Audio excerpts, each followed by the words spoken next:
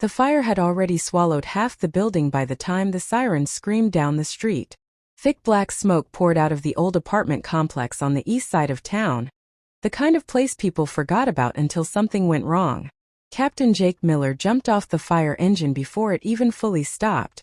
He had been a firefighter in Ohio for nearly 12 years, long enough to know that every second mattered, and long enough to carry the weight of every life he couldn't save. That night felt different from the start. The air was heavy not just with smoke, but with something unspoken, like the night was holding its breath. Residents stood outside barefoot and shaking, wrapped in thin blankets. Jake's eyes scanned the crowd as he pulled on his mask. Then he heard it.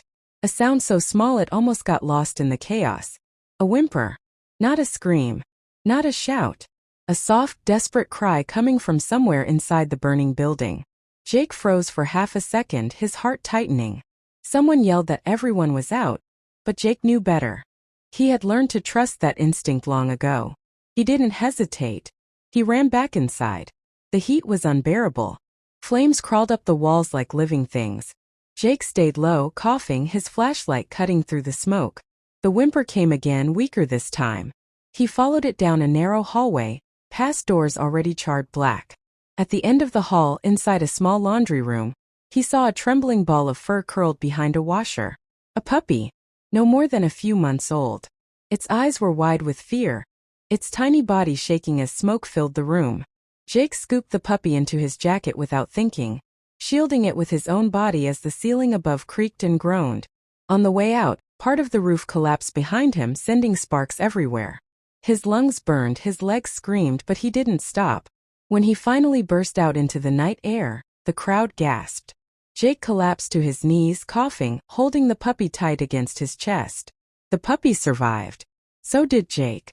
But neither of them came out unchanged. At the animal shelter the next morning, Jake stood awkwardly near the front desk, still smelling faintly of smoke. The shelter worker smiled gently as she looked at the small brown puppy wrapped in a towel. "We'll take good care of him," she said.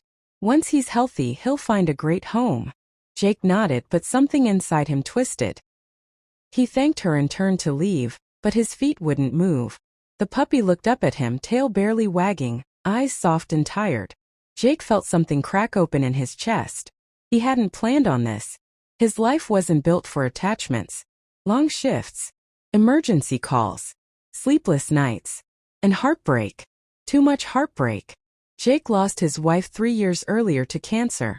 Since then, his house had been painfully quiet. No laughter. No shared dinners.